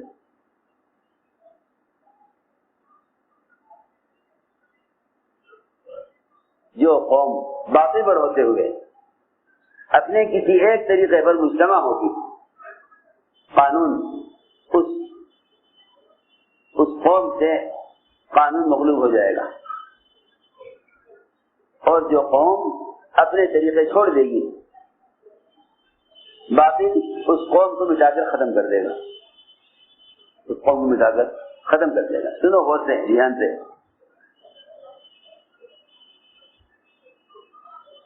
قوم ہے باطل پر ہے لیکن ان کے یہاں ایک چیز ان کی مذہبی چیز ہے، ساری دنیا میں ان کے لیے قانون نہیں. آپ جس شعبے میں چاہے چلے جائیں، جس شعبے میں چاہے چلے جائیں، آپ داڑھی رکھ کر ہر شعبے میں کام کر سکتے ہیں، لیکن مسلمان کے لیے قانون. آپ پردہ نہیں کر سکتے، آپ سنت کے مطابق چہرہ نہیں رکھ سکتے. کسی عجیب بات ہے، جو قوم ایک حکم کی مکلف نہیں، جو قوم ایک حکم کی مکلف نہیں، اگر وہ اس بات پر ہی مجتمع ہو جائیں تو دنیا کے لیے طاقت بن جاتے ہیں. اور جو مسلمان کسی عمل کا مکلف کیا گیا ہے اور وہ اس میں مجتمع نہ ہو تو وہ قانون کے مقابلے میں مجبور ہو جاتا ہے، قانون کے مقابلے میں مجبور. میں کچھ کہہ رہا ہوں، اللہ اکبر، جو قوم کسی ایک عمل کی مکلف نہیں ہے، اگر وہ اپنا ایک طریقہ طے کر لیں تو سارا قانون دنیا کا ان کے سامنے مجبور ہو جاتا ہے، کچھ نہیں کر سکتے. قوم ہے اور مسلمان جو سنت کا مکلف ہے، سنت کا حکم دیا گیا ہے اس کو، اگر یہ مسلمان سنت کو تو مٹائے گا، یہ سنت کو چھوڑے گا تو قانون اس کے خلاف بنے گا. کیونکہ اصولی بات یہ ہے کہ قانون اس حکم کے خلاف بنتا ہے جس حکم کو مسلمان خود پہلے چھوڑ دیتا ہے.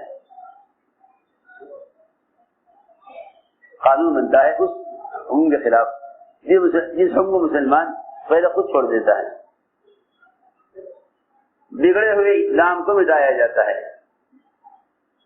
پہلے مسلمان اسلام کو بگاڑے گا، پھر غیر اسلام کو مٹائیں گے. پہلے مسلمان اسلام کو بگاڑے گا، پھر غیر اسلام کو مٹائیں گے. کیونکہ وہ یہ دیکھتے ہیں کہ جب یہ اپنے طریقوں پر خود قائم نہیں ہے تو ان کے طریقوں کو ختم کرنا کیا مشکل ہے، وہ ختم کرنا کیا مشکل ہے. میں اس ساری بات اس لیے کہہ رہا ہوں کہ مسلمان خود شکایت کرتا ہے کہ فلاں سنت پر ہمیں عمل کرنے کا قانون اجازت نہیں دیتا.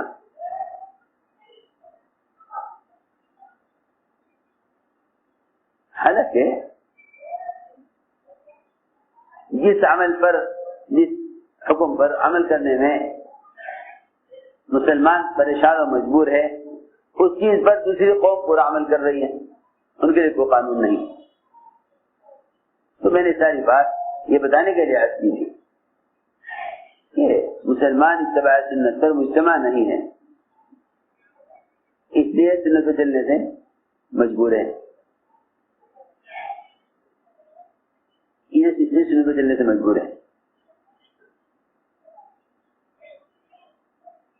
حضرت فرماتے تھے کہ اگر مسلمان تھوڑے سے دین کو یہ سوچ کر چھوڑ دے،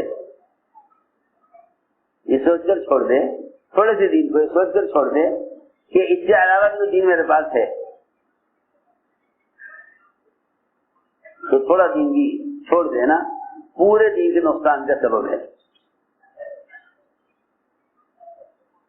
محسن رحمۃ اللہ علیہ مثال دے کر فرماتے تھے، حضرت فرماتے تھے ہائے ہائے کہ لوہے کے پاس لکڑی نہیں تھی، لوہے کے پاس لکڑی نہیں تھی، اور لکڑی والوں کے پاس لکڑی کے جنگلات تھے.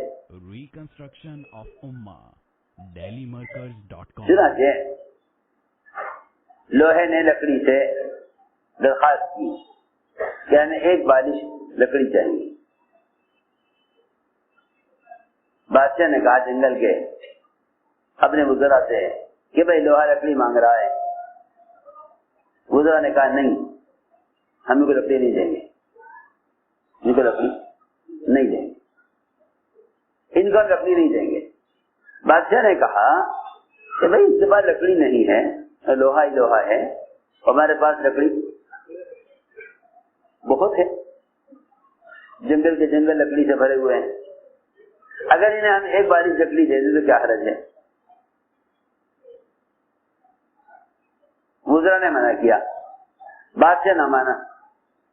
بادشاہ نے کہا نہیں، ان کو لکڑی دے دو. عجیب حضرت کی بات ہے.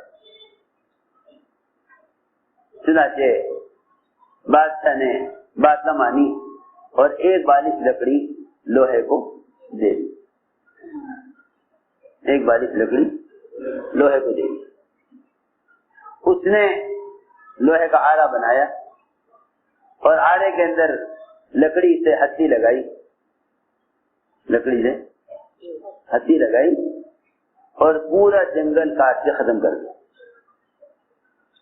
گزرا نے کہا دیکھو ہم نے اسے منع کیا تھا کہ آپ ان کو لکڑی نہ دیجیے، اس لیے کہ لکڑی کے دستے کے بغیر اور لکڑی کی ہتھی کے بغیر آرا نہیں چل سکتا، آرا نہیں چل سکتا.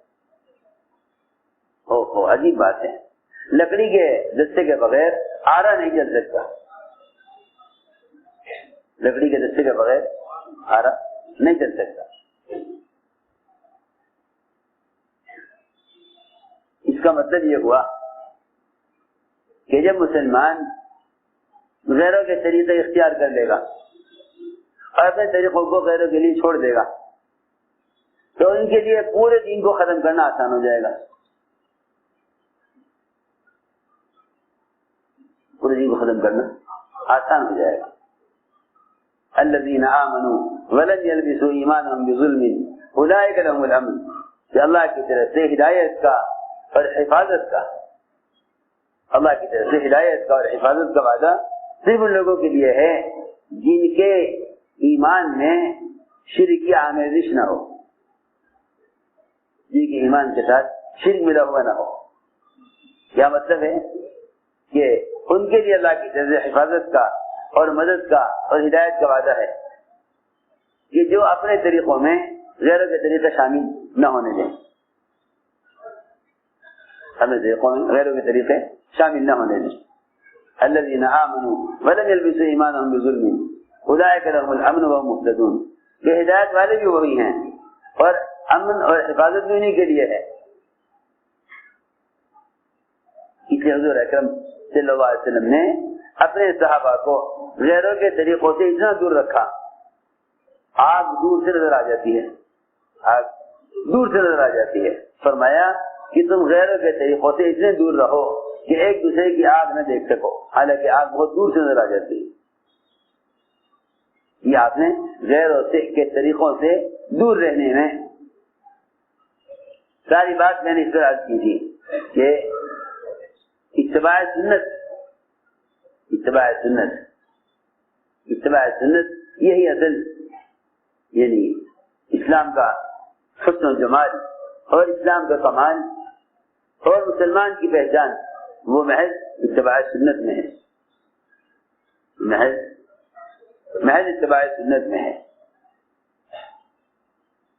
وہ محض اتباع سنت میں ہے. آدمی ایک ضرورت کی سنت کے مطابق پوری کرے تو غیر پر اس کا اثر پڑتا ہے. حضور اکرم صلی اللہ علیہ وسلم نے طائف سے واپسی پر انگور کے باغ میں ایک انگور کا دانہ اٹھایا، اس کے ساتھ بسم اللہ پڑھی، بسم اللہ پڑھی. تو عداس غلام وہ متاثر ہوا اس بات سے کہ یہ آدمی کیا کیا، یہ آپ نے کیا پڑھا ہے. آپ کی بسم اللہ پڑھنے پر عداس غلام متاثر ہوا. اس لیے سب سے بنیادی چیز وہ اتباع سنت ہے، وہ اتباع سنت ہے. صحابہ کرام کی اس لیے کہ بڑی بڑی غیبی مددیں وہ اتباع سنت کے ساتھ ہیں. دشمن سے مقابلہ چل رہا، فتح نہیں ہو رہی، فتح نہیں ہو رہی، بیت کا غور کیا گیا. آخر کیا بات ہے؟ اخلاص اعلیٰ درجے کا ہے، نماز اعلیٰ درجے کی ہے، دعائیں اعلیٰ درجے کی ہیں، اللہ سے مدد کا وعدہ یقینی طور پر ہے، پھر پتہ کیوں نہیں ہوتی کہ غور کرو شاید کوئی سنت چھوٹ رہی ہے، خیال آیا ہو مسواک رہ گئی، کیا رہ گئی؟ مسواک رہ گئی۔ میں آپ کو یقین سے کہہ سکتا ہوں کہ جتنا اتباع سنت کی وجہ سے فرشتوں کا ساتھ رہنا اور شیاطین کا دور رہنا جتنا اتباع سنت میں ہے اتنا کہیں میں نہیں ہے۔ فرشتوں کی جو ہے مصاحبت اور شیاطین سے حفاظت وہ اتباع سنت میں ہے۔ فرشتوں کی مصاحبت، اگر کوئی شخص مسواک کے ساتھ تلاوت کرے، روایت میں ہے کہ فرشتہ منہ سے منہ لگا دیتا ہے اور کہتا رہتا ہے ایک آیت اور پڑھ لے، ایک آیت اور پڑھ لے، ایک آیت اور پڑھ لے۔ اور اگر مسواک کے بغیر تلاوت کرے تو پھر فرشتہ اس سے تلاوت کرنے کا تقاضا نہیں کرتا، یعنی عمل کی توفیق اور عمل کی رغبت بڑھ جاتی ہے مسواک کرنے کی وجہ سے۔ فرشتہ تقاضا کرتا ہے اتلو آیتن، ایک آیت اور پڑھ لے، ایک آیت اور پڑھ لے، صرف مسواک کرنے کی وجہ سے، صرف مسواک کرنے کی وجہ سے۔ تو جو پتہ نہ ہوئی تو غور کیا گیا کہ کون سا عمل چھوٹ گیا، کہ مسواک چھوٹ گئی۔ جب مسواک کی تو سارے دشمن مسواک سے مرعوب ہو کر بھاگے۔ دیکھو تو صحیح، مسواک سے مرعوب ہو گئے۔ اللہ تعالی نے اس رعب سے محمد صلی اللہ علیہ وسلم کی مدد کی ہے۔ اللہ نے وہ رعب قیامت تک کے لیے سنتوں میں رکھ دیا ہے، اللہ نے وہ رعب سنتوں میں رکھ دیا۔ ہرمزان مشرک وہ یہ کہتا ہے کہ جب تک تم ہمارے جیسے تھے اس وقت تک ہم تم پر غالب تھے، تمہیں مارتے تھے، تمہارے مال لوٹتے تھے، تمہیں قتل کرتے تھے، ہم تمہیں غلام بنا کر رکھتے تھے۔ لیکن جب سے تم نے اپنا طریقہ بدل دیا، اس وقت سے تم لوگ غالب آ گئے۔ صحابہ کرام اتباع سنت کے ایسے عادی تھے کہ جب کسی موقع پر کسی سنت کو چھوڑا جاتا تھا تو اس سنت کے چھوڑنے سے اپنی کیفیت اپنے راستے کو بدلا ہوا محسوس کرتے تھے۔ میں ایسی بات بتاؤں حضرت کی، حضرت فرماتے تھے اگر گدھے پر بیٹھنے میں، اگر گدھے پر سواری کرنے میں زیادہ فخر محسوس نہیں کرتا کار کے مقابلے میں تو دل میں ایمان نہیں ہے۔ دیکھو اس بات کو دھیان سے سننا، اگر گدھے پر سواری کرنے میں زیادہ فخر محسوس نہیں کرتا کار کے مقابلے میں تو دل میں ایمان نہیں ہے۔ دیکھو میں یہ بات توجہ سننا، کار میں سوار ہو یا گدھے پر سوار ہو، اگر گدھے پر سوار ہونے میں عزت اور فخر محسوس کرتے ہو تو ایمان ہے، اور اگر کار میں بیٹھنے میں گدھے کے مقابلے میں زیادہ فخر محسوس کرتے ہو یا عزت محسوس کرتے ہو تو دل میں ایمان نہیں ہے، کیونکہ کار مصنون سواری نہیں ہے، گدھا مصنون سواری ہے، گدھا مصنون سواری ہے، گدھا مصنون سواری ہے، کار مصنون سواری نہیں ہے۔ حضرت فرماتے تھے اگر گدھے پر بیٹھنے میں زیادہ عزت محسوس کرے تو پھر اس کے دل میں ایمان ہے، اور اگر کار میں بیٹھنے میں عزت اور گدھے پر بیٹھنے میں ذلت محسوس کرے تو اس کے دل میں ایمان نہیں ہے۔ ورنہ ایمان کا تقاضا یہ ہے کہ محمد صلی اللہ علیہ وسلم کے طریقے اسے سارے طریقوں پر زیادہ محبوب معلوم ہو.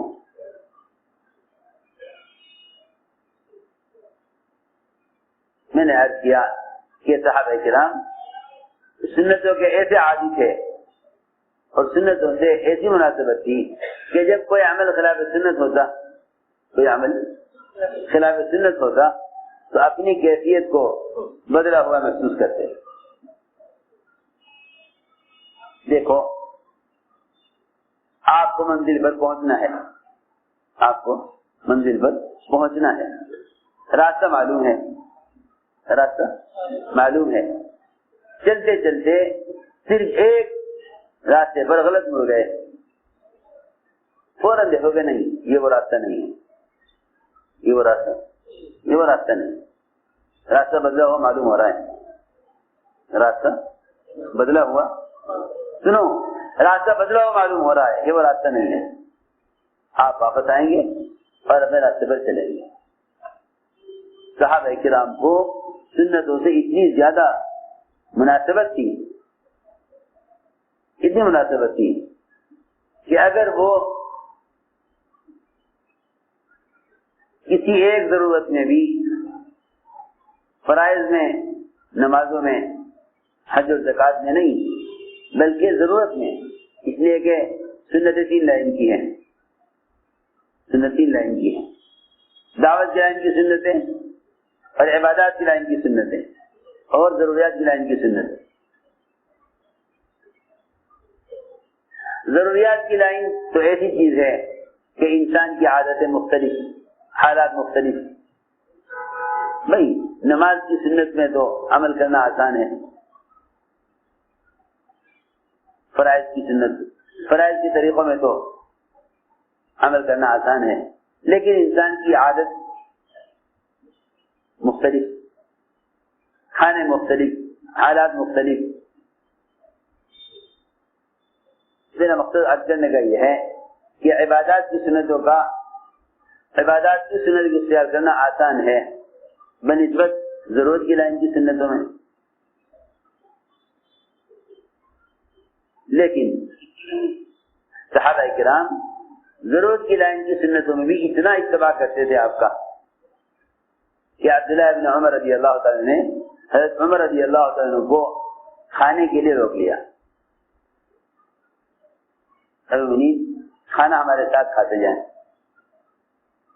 کھانا میں نے ایک بات عرض کی تھی ابھی کہ جو آدمی کسی راستے کو جانتا ہے اچانک وہ ذرا تک گھوم جائے دوسرے راستے کی طرف تو کہتا نہیں ہے وہ راستہ وہ نہیں ہے, واپس چلو. محسوس ہو جاتا ہے کہ راستہ اجنبی معلوم ہو رہا ہے. کھانے کے لیے روک لیا عمر کو, بیٹھ گئے دسترخوان پر, ایک لقمہ لیا کھانے کا, ایک لقمہ لیا اور ہاتھ روک لیا کھانے. حضرت عبداللہ بن عمر نے عرض کیا کیا بات ہے, کیوں نہیں کھاتے؟ حضرت عمر نے یہی کہا کہ بھائی ہمیں ایک راستے پر چلنا ہے اور ہماری ایک منزل ہے, اور اس منزل پر مجھ سے پہلے 2 آدمی جا چکے ہیں, محمد صلی اللہ علیہ وسلم اور ابوبکر صدیق رضی اللہ عنہ. مجھے ان سے جا کر ملنا ہے. اگر میں نے راستہ یہاں سے بدل دیا, اپنا راستہ یہاں سے بدل دیا تو میں ان تک نہیں پہنچ سکوں گا. حضرت میں سمجھے نہیں کیا مطلب ہے, کل میری کیا بات ہو گئی. فرمایا دیکھو مجھے ان دونوں کے راستے پر چلنا ہے, اگر میں نے راستہ بدل دیا میں ان تک پہنچ نہیں سکوں گا, لہذا میں کھانا نہیں کھاؤں گا. کیوں کہ اے عبداللہ تم نے 2 کھانے جمع کیے ہوئے ہیں, 2 کھانے جمع کیے ہوئے ہیں, گوشت اور گھی. فرمایا گوشت مستقل کھانا ہے اور گھی مستقل کھانا ہے, تم نے 2 کھانے جمع کیے ہوئے ہیں, لہذا میں کھانا نہیں کھاؤں گا. عبداللہ بن عمر نے کہا کہ جتنے قیمت کا روزانہ گوشت آتا ہے اسی قیمت میں گھی گھی لے لیا ہے، گھٹیا گوشت لیا، اس کے ساتھ چکنائی لے لی تھوڑی سی، تاکہ گھر کے ہر فرد کے حصے میں ایک ایک بوٹی آ جائے۔ حضرت عمر نے فرمایا کہ عمر تو کھانا نہیں کھائے گا، عمر یہ کھانا نہیں کھائے گا۔ حضرت عمر نے عرض کیا آج تو کھا لیجیے، آئندہ ایسا نہیں ہوگا، آئندہ ایسا نہیں۔ حضرت عمر نے فرمایا جب آئندہ ایسا نہیں ہوگا جب کھا لیں گے، جب آئندہ ایسا نہیں ہوگا۔ ہمارا تو کھانا گھی کے بغیر بنتا ہی نہیں، وہاں گھی کے ساتھ کھانا خلاف سنت ہے، ہمارا کھانا گھی کے بغیر نہیں بنتا اور وہاں کھانا گھی کے ساتھ خلاف سنت۔ ہمارے سب فرماتے تھے کہ لوگ سنت عمل کرنا چاہتے ہیں خواہشات کے ساتھ، لوگ سنت عمل کرنا چاہتے ہیں خواہشات کے ساتھ، کہ بہت سارے کھانے جمع ہو گئے دسترخوان پر، سر کہتے ہیں ایک پیالی کے اندر سرکہ بھی رکھو، اس لیے کہ سرکہ کھانا سنت ہے۔ سر سمجھتے تھے سنت تو جب ہوتا یہ دسترخوان پر سرکے کے سوا کچھ نہ ہوتا، سنت کب ہوتا خان پر سرکے کے علاوہ کچھ نہ ہوتا۔ سرکے کے بارے میں فرمایا خیر العلوم، سارے کھانوں میں بہترین کھانا سرکہ ہے۔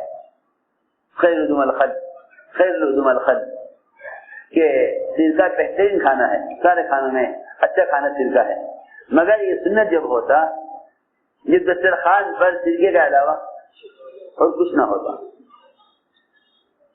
بہت سارے کھانے جمع کر کے ایک پیالی کے اندر سرکہ بھی رکھ لیا، یہ سنت نہ ہوا۔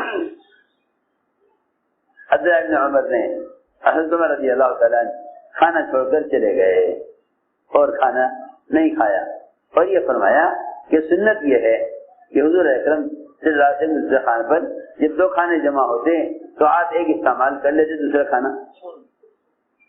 کھانا سب بھگا دیتے، دوسرے کھانے کو صدقہ کر دیتے، ایک کھانا استعمال کرتے۔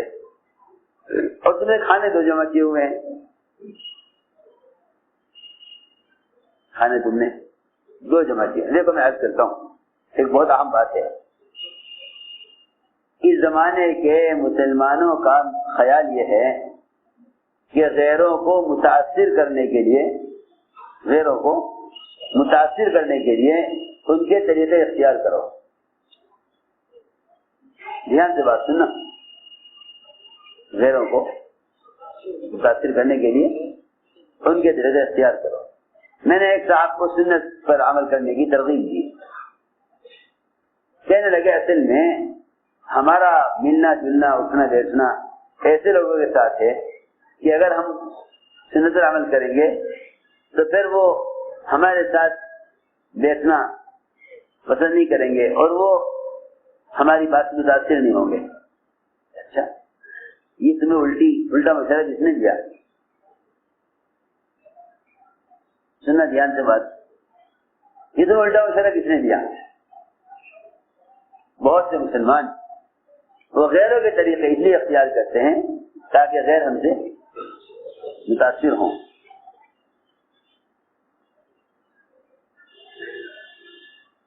سنو غور سے، اس کا لوگ مشورہ بھی دیتے ہیں، کہ بھائی دیکھیے آپ کو ایسا کرنا چاہیے تاکہ غیر لوگ آپ سے متاثر ہوں۔ سنو غور سے، عمر رضی اللہ عنہ مل کے شام گئے، حضرت عمر مل کے شام گئے تو حضرت عمر رضی اللہ تعالیٰ عنہ وہاں داخل ہو رہے تھے اور وہاں کی فوج اور وہاں کے سارے وزراء اور وہاں کے لوگ حضرت عمر کے استقبال میں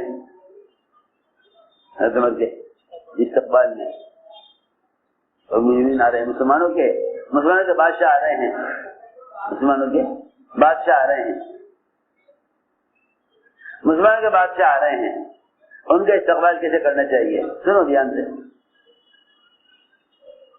مسلمانوں کے بادشاہ آ رہے ہیں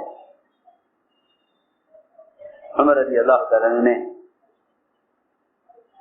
اپنے، کیونکہ بیچ میں پانی آ گیا تھا، اس پانی کے سے پار ہو کر آگے بڑھنا تھا، تو عمر رضی اللہ عنہ نے موزے اتار کر کندھے پر لٹکا لیے، موزے اتار کر کندھے پر لٹکا لیے، جوتے اتار کر ایک ہاتھ میں لے لیا، ایک ہاتھ میں جوتے، مونڈے پر موزے، ننگے سر، حضرت کے سر پر بال نہیں تھے، ننگے سر، اور اس طرح حضرت عمر رضی اللہ تعالیٰ عنہ داخل ہونے لگے ملک شام میں۔ لوگوں نے کہا مومنین، یہاں کے لوگ دیکھ کر کیا کہیں گے، یہاں کے لوگ دیکھ کر کیا کہیں گے کہ یہ آپ کے بادشاہ ہیں۔ جو ہم فرماتے ہیں کہ میں نے دیکھا کہ عمر رضی اللہ عنہ کے لنگی پر اور ان کے کرتے پر 18 پیوند تھے،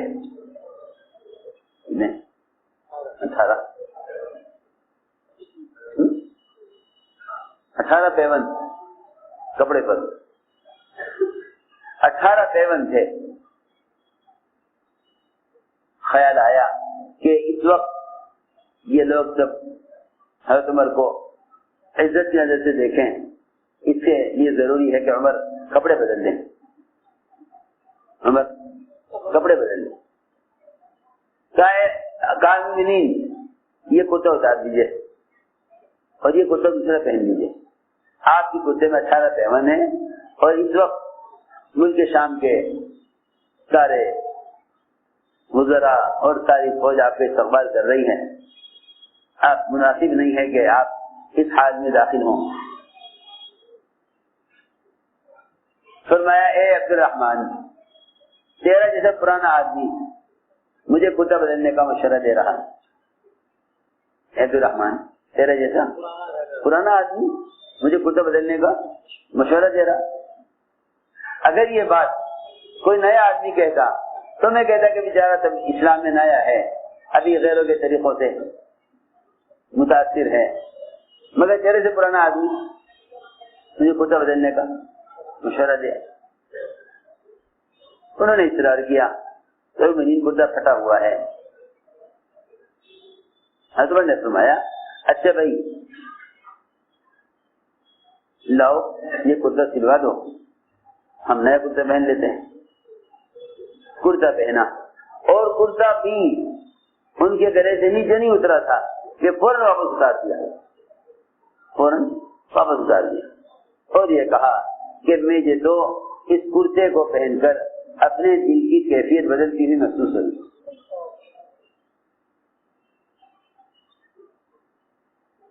پرانا کرتا اتار کر نیا کرتا پہننے میں اپنے دل کی کیفیت بدلتی محسوس ہوئی ہے۔ اے عبد الرحمن، میرا وہی کرتا دے دو پرانا، نیا کرتا نہیں پہننا، نیا کرتا نہیں پہننا، میرا پرانا کرتا دے دو، یہ نہیں پہننا۔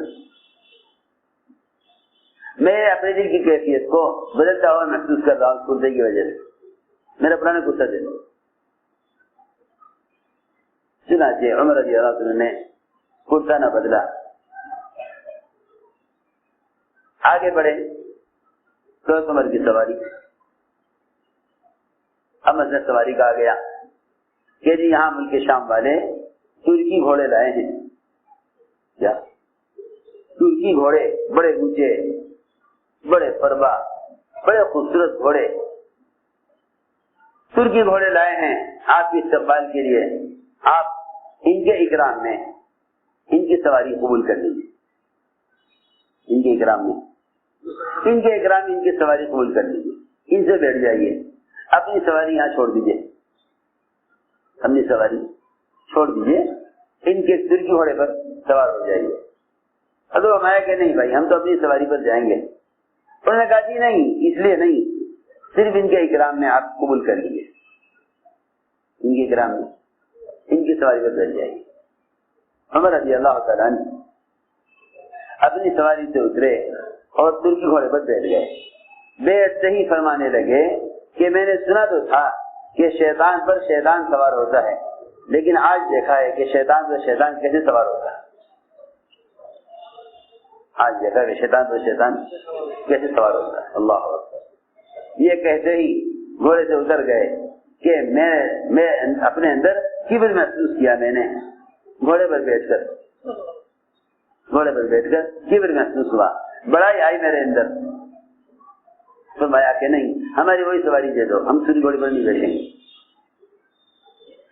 میرے دوستوں میں یہ کہنا چاہتا تھا کہ مسلمان ساری دنیا کے معاشرے کو بدلنے کے لیے پہلے خود اپنے آپ کو سنت کا پابند بنائے, یہ نہیں کہ غیروں کو بدلنے کے لیے ان کے طریقے اختیار کرے.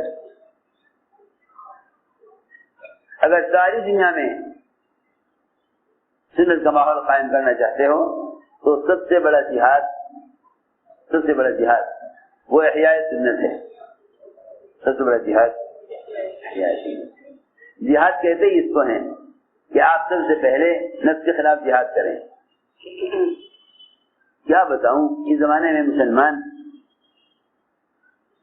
باہر کے باطل سے مقابلہ چاہتا ہے اندر کے باطل سے مقابلہ کرنے سے پہلے. باطل دو شکلوں میں ہے, ایک باہر کا باطل, ایک اندر کا باطل. باہر کے باطل سے مقابلہ چاہتے ہیں, باہر کے باطل سے مقابلہ چاہتے ہیں, اور باہر کے باطل سے مقابلہ کامیاب نہیں ہو سکتا جب تک اندر کے باطل سے مقابلہ نہ کرے. جب تک اندر کے باطل سے مقابلہ نہ کرے. میرا مقصد حق کرنے کا یہ ہے, جس سنت پر مسلمان خود عمل کر سکتا ہے, اگر اس میں اپنے نفس کے خلاف سنت پر عمل نہیں کرتا تو باہر کے باطل کا مقابلہ نہیں کر سکتا. اس لیے کہ پہلا جہاد اپنے نفس کے خلاف ہے. پہلے جہاد اپنے نفس کے خلاف ہے, یہ داخلی جہاد ہے. آپ بتائیے ذرا, جنگل میں سانپ ہیں, جنگل میں سانپ ہیں بھرے ہوئے, تو جنگل کا سانپ زیادہ خطرناک ہے انسان کے لیے یا گھر کے اندر کا سانپ زیادہ خطرناک ہے؟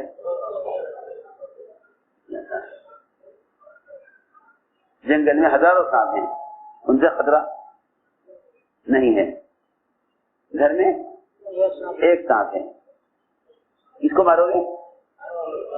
یہ کہو گے بھائی نہیں, پہلے باہر کے سانپوں کو مارو جنگل کے تاکہ سانپ ہی نہ رہے. ہاں سنو تو صحیح, اس زمانے کے مسلمانوں کا احتجاج, ایک قانون آئے گا سارے مسلمان احتجاج کریں گے, باہر کے باطل کا مقابلہ کرو, باہر کے باطل کا مقابلہ کرو. کیسی الٹی بات ہے, اپنے گھر میں سانپ پالتے ہیں اور باہر کے سانپوں کو مارنا چاہتے ہیں. اپنے گھر میں سانپ, اپنے گھر میں سانپ پالو, باہر کے سانپوں کا مقابلہ کرو. نہیں, پہلے تم اپنے گھر کے سانپ کو مار لو, اس لیے کہ نقصان کا جو اندیشہ ہے وہ گھر کے سانپ سے. جی ہاں, یہی بات. اس لیے میں نے عرض کیا کہ پہلے جہاد اپنے نفس کے خلاف ہے, پہلے جہاد اپنے نفس کے خلاف ہے. مجھے تو ساری باتیں اس طرح کرنی ہیں کہ اسلام کا رعب اتباع سنت میں ہے. اسلام کا رعب, جو قوم غیروں کے طریقے اختیار کر لیتی ہے اس قوم میں سے مسلمانوں کا رعب نکل جاتا ہے. جب مسلمان غیروں کے طریقے, کیونکہ اس وقت جب عمر رضی اللہ تعالیٰ عنہ کی کیفیت بدلی تو انہوں نے یہ فرمایا کہ اگر ہم نے غیروں کے طریقوں میں عزت تلاش کی تو اللہ ہمیں ذلیل کریں گے. اگر ہم نے غیروں کے طریقوں میں عزت تلاش کی, لو نطلب العزہ بغیر ما اعاذنا اللہ اذلنا اللہ, اگر ہم نے عزت تلاش کی غیروں کے طریقوں میں تو اللہ ہمیں ذلیل کریں گے. مسلمان کی ذلت کا بڑا سبب سنت کا چھوڑ دینا ہے, اور سنت کا چھوڑ دینا غیروں کے طریقوں کی محبت میں ہوتا ہے. اس لیے کہ مسلمان غیروں کے طریقے دو وجہ سے اختیار کرتا ہے, یا غیروں سے محبت کی وجہ سے یا غیروں سے رعب کی وجہ سے. اور دو چیزیں ایمان کے خلاف ہیں، ضرورت محبت بھی ایمان کے خلاف، غیرت اور عب بھی ایمان کے خلاف۔ ربیع بن عامر فسقت صحابی،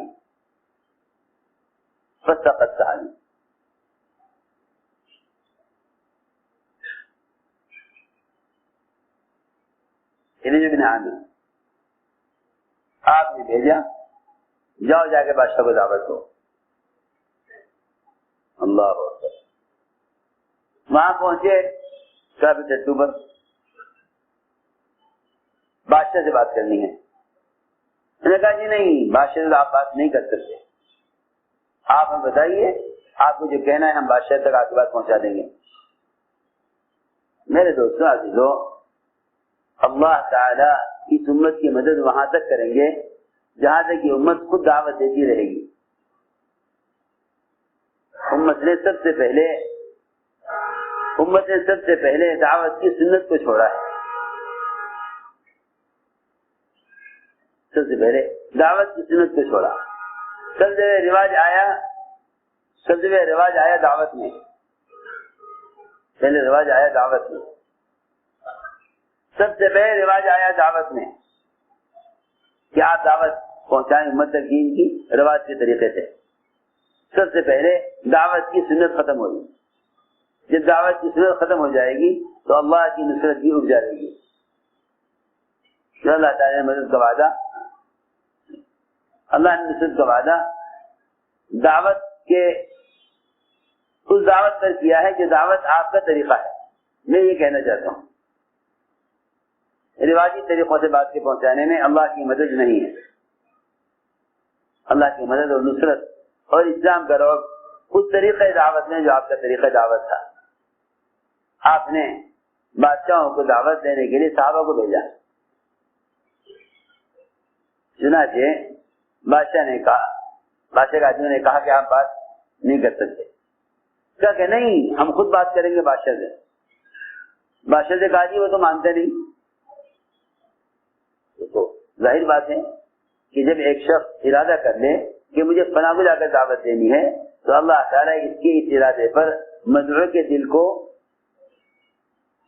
مرعوب کر دیتے ہیں، مدعو کے دل کو متاثر کر دیتے ہیں، اس لیے کہ کسی کو دعوت دینے کے لیے جانے والا اللہ کی طرف سے بھیجا ہوا ہوتا ہے۔ بادشاہ نے کہا کہ اس کو ہمارے پاس آنے دو، گئے جا کے کہا کہ چلیے مگر آپ کی سواری مانی جائے گی، سواری بدلیے، یہ ہمارے شہر کے گھوڑے ہیں اس سے سوار ہوئی ہے۔ کہا کہ نہیں ہم اپنی سواری سے جائیں گے، ہم اپنی سواری سے جائیں گے، سواری نہیں چھوڑیں گے۔ اپنی سواری پر گئے، اپنی سواری پر گئے، وہاں پہنچے تو بادشاہ کے محل پر نے کہا بھائی یہ محل سے باہر سواری یہاں باندھ دو۔ ظاہر بات ہے بادشاہ کے محل کے اندر ہمیں ٹٹو کو لے جانا، کہا کہ نہیں میں تو اسی پر بیٹھے بیٹھے بادشاہ کے تخت تک جاؤں گا، بادشاہ کے تخت تک جاؤں گا۔ بادشاہ نے کہا کہ وہ تو سواری دینے کو تیار نہیں ہے، کیا آنے دو، ایسے آنے دو۔ دیکھیں وہاں داخل ہوئے تو وہ ایسا نرم قالین کہ اس پر ٹٹو کے پیر پھنسے ہیں، تو انہوں نے نیزہ نکالا، اپنا نیزہ نکالا، سارا قالین پھاڑا اور قالین پھاڑ کر زمین صاف کی کہ میرے ٹٹو سے چلنا مشکل ہو رہا ہے۔ پھاڑتا رہا، بادشاہ دیکھتا رہا، کوئی کسی کی ہمت نہیں کوئی روک دے۔ وہاں جا کر بادشاہ کے سب سے قریب پہنچ گئے، ٹٹو پر بیٹھے بیٹھے، وہاں سونے کے تاروں سے بنے ہوئے گاؤں تکیے رکھے ہوئے تھے، وہاں کہیں کھوٹا نہیں تھا اس سے ٹٹو کو باندھتے، وہ سونے کے تاروں سے بنے ہوئے تکیے رکھے ہوئے تھے بڑے بڑے، ان تکیوں میں سوراخ کیا، اس سوراخ میں رسی پرو کر ٹٹو کو وہاں باندھ دیا، سب دیکھ رہے ہیں۔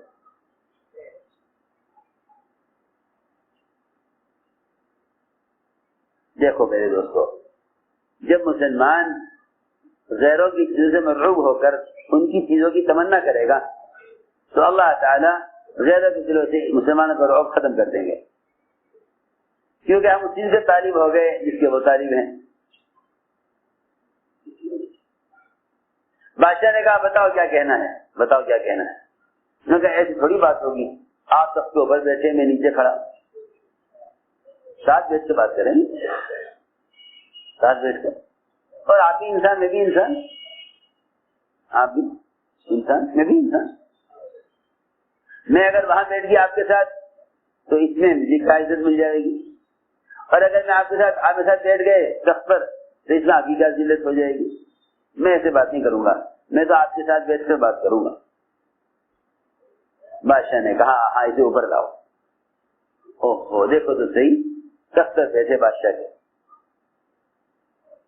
اور بادشاہ سے یہ کہا کہ دیکھو یہ اسلام ہے، تم اسے قبول کر لو، اور اگر نہیں قبول کرتے ہو تو پھر سارا تمہارا ملک ہمارے ہاتھ میں آ چکا ہے، اور جس تخت سے تم بیٹھے ہو یہ تخت بھی ہمیں ملنے والا ہے، اور تمہارے نیچے کی زمین پر ہم مالک بن چکے ہیں۔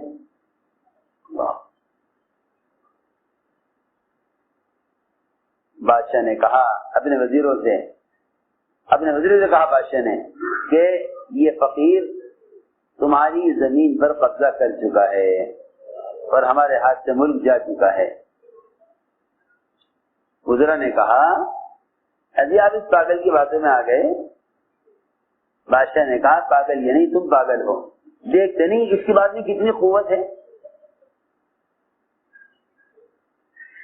اللہ اکبر، بڑی بڑی بادشاہتیں صحابہ کرام کی بات سے متاثر ہوتی تھی کہ اللہ تعالی نے دین کی دعوت کے پہنچانے میں اور اس میں سنت کا اتباع کرنے میں اللہ رب العزت نے اسلام پر رعب رکھا ہے۔ بادشاہ متاثر ہوا، بادشاہ نے کہا اپنے وزیروں سے کہ یہ آدمی ہمارے نیچے کی زمین پر بھی قبضہ کر چکا ہے، اور کیونکہ یقین سے کہا انہوں نے کہ ہمارے نبی محمد صلی اللہ علیہ وسلم سے وعدہ کیا ہے کہ اگر تم ہمارے احکام پر جمے رہے اور سنت کا اتباع کرتے رہے تو ساری بادشاہت اللہ تمہارے پیروں میں ڈالنے والے ہیں۔ میں نے تو اس لیے ساری بات اس پر عرض کی ہے کہ بھئی ہمارے کام کا سب سے بنیادی مقصد اتباع سنت ہے، اتباع سنت، اپنے ہر ضرورت کو سنت کے مطابق پورا کرنے کی پوری کوشش کرو۔ اس لیے کہ کوئی آدمی ولایت کے راستے پر بھی نہیں آ سکتا اتباع سنت کے بغیر، کوئی ولایت کے راستے پر بھی نہیں آ سکتا اتباع سنت کے بغیر، اور دین کامل نہیں ہوتا اتباع سنت کے بغیر، دین کامل نہیں ہوتا اتباع سنت کے بغیر۔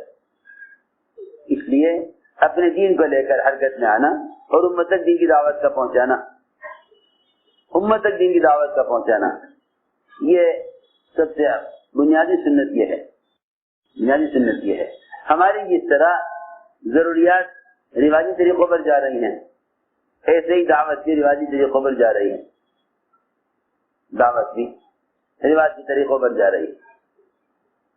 اس لیے اپنی ہر ضرورت کو سنت کے مطابق پورا کرنے کی کوشش کرو، اور دعوت کو بھی سنت پر لاؤ، دعوت کو